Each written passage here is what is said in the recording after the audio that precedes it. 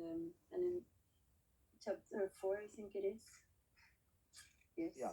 So we can. On stages they pacify everyone. So, but both everyone, when we say everyone, is both sides.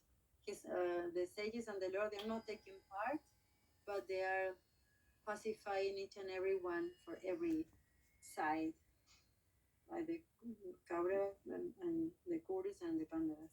Yeah. Thank you very much, Tachava Mandali. So let's proceed. 1811. Sutovach Padayavachastasya Bhagwan Bhaktavatsalaha Padam Apada Apandavan Apandavamidam Kartum Gunerastram Budhyata.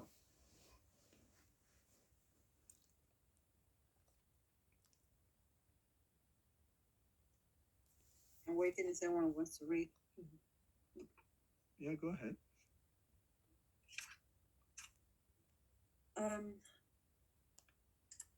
Oh my Lord, you are all powerful. A fiery iron arrow. I think it's we did 10. Huh? We did 10? Is it? We did till 9. All my notes are till 9. Okay. Abhigravati Mamisha Sharas Taptaya Sodibo Kamam Dahatu Mamnat Ma Ne Mame Gabu Nipatyatam. Oh my Lord, you are all powerful. A fiery iron arrow is coming towards me fast. My Lord, let him burn me personally if you so desire. But please do not let it burn and abort my embryo. Please do me this favor, my Lord. Yeah. So she's a pure devotee in this Uttara.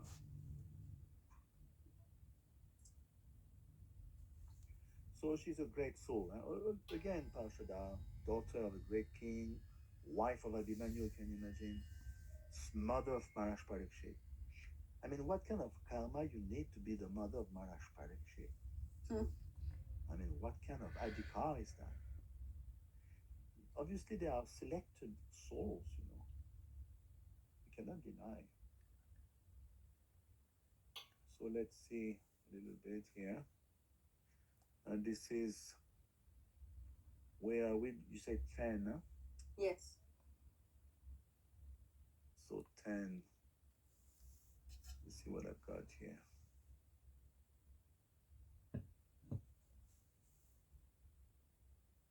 So yes.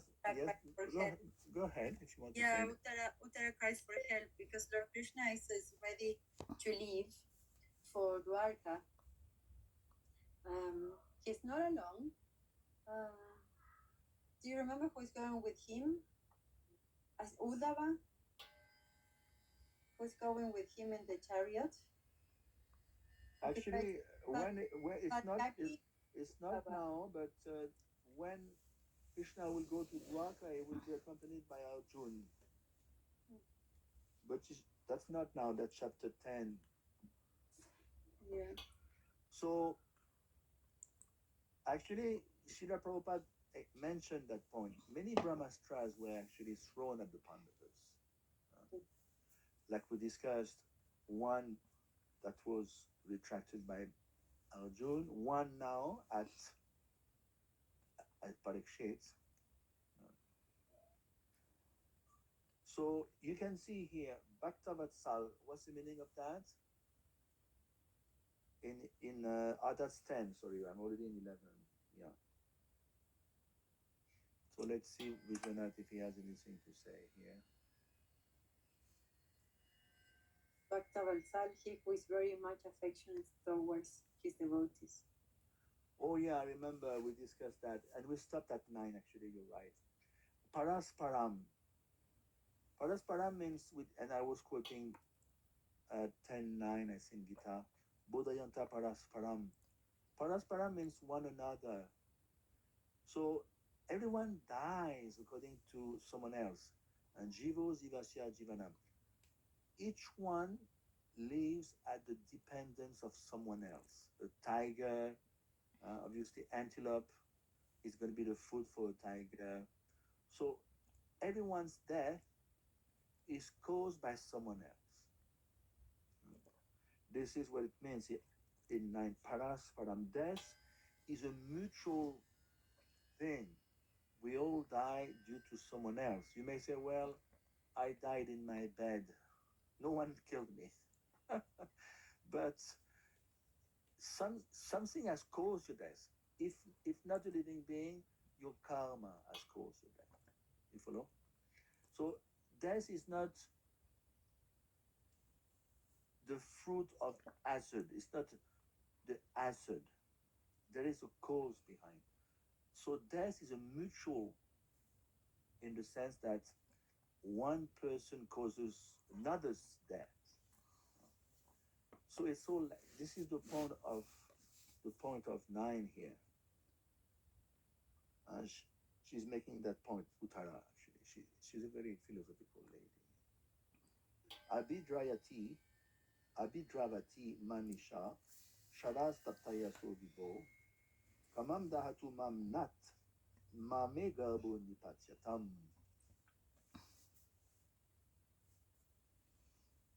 We read it, this one, right? So she says, You can read, oh my Lord. Oh my Lord. Can I read from Vishwanath? Because I just read from Srimad Bhagwatam. Yeah. Oh powerful Lord, this arrow of burning iron is pursuing me. Oh Lord, let it burn me up, but let it not kill my child. So she was not praying for her life. Yeah. But she was pleading for the life of his son, her son. Her son, yeah. She's a widow. She lost Abhimanyu. Abhimanyu made a deal, actually. The father of Abhimanyu is Chandradev. And when Brahma came to fetch from Chandradev his son, because the son of Chandradev is very powerful in weaponry, so the father said no. He flatly refused to Brahma. Brahma said, please, it's going to be a very powerful battle on earth. I need your son. And the father kept on refusing Chandradev. And finally, he relented. Okay, I will let him go for 16 days only. And 16 days of the demigods means 16 years on earth. And can you imagine the power of this boy? He was 16. It took 9 Maharathis to kill him. 9. Yes. And Khan actually, he's the one, because his body was so much pierced with arrows, he was agonizing. And Khan stepped out of his chariot and he stabbed him in the heart. And before he told him, you are the real hero of the battle. It's not your father, it's not me, it's you. And actually, he stabbed him to death because Duryodhan was such a rascal. He said, we're not going to kill him, we're going to torture him. So even Karl was disgusted. And he stepped out of his own chariot and he stabbed him in the heart to kill him, to finish him off. He didn't want him to suffer any longer. It was a butchery. Horror. But the bigger picture is the father, Chandradev, the moon god, had told Brahma, you can have him only for 16 days. That's why he left at 16. You follow? There's always a story behind the story. This is the idea. So let's move on. We are into text 11. Yeah. Sutovach Upadharyavachastasya Bhagavan Bhaktavat-salaha. That's the name of Krishna. Bhaktavat-salaha. Apada apandavimdam kartum drunelastrama budhyata. So the Goswami said, having patiently heard her words, Lord Shri Krishna, who is always very affectionate to his devotees, could at once understand that Ashwatthama, the son of Dronacharya, had thrown the Brahmastra to finish the last life in the Pandava family. Yeah, so that is why Bhaktavatsal is there, Krishna. Because Ashwatthama, he wanted to rid off the earth of the Pandavas. He had such hatred against the Pandavas.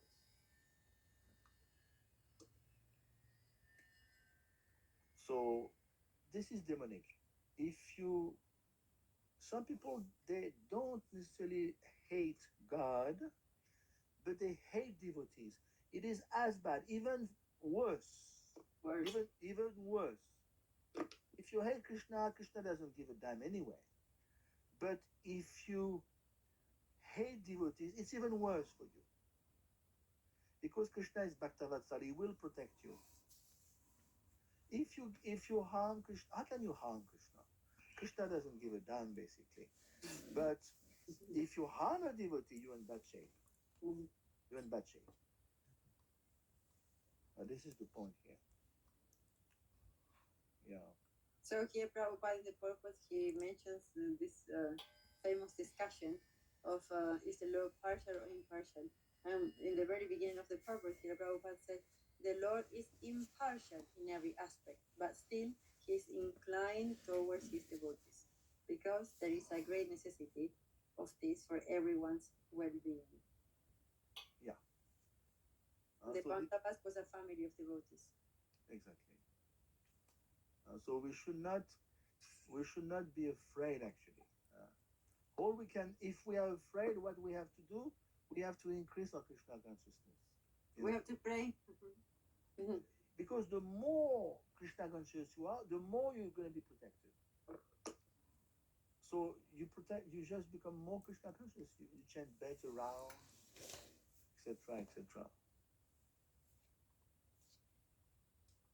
Yeah. So this Abhimanyu was there in the womb. Sorry, not Abhimanyu, Parikshit Maharaj. And of course, that's why it's called Vishnurat. Vishnurat. Vishnurat means he's always protected by Vishnu. Did Uttara Mataji felt, because here in the text in the verse 10, she said a fiery iron arrow. She felt it that it was coming towards her, right?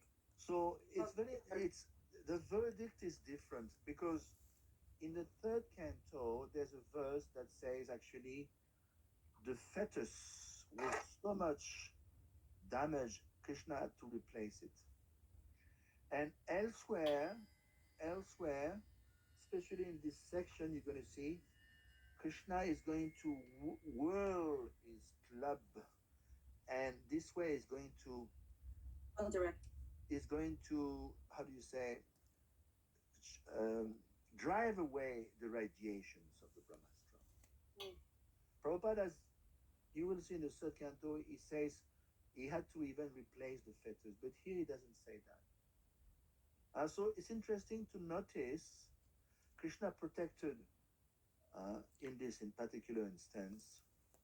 But did you notice another point later you will see in the first canto? He will not protect Parikshit from the curse.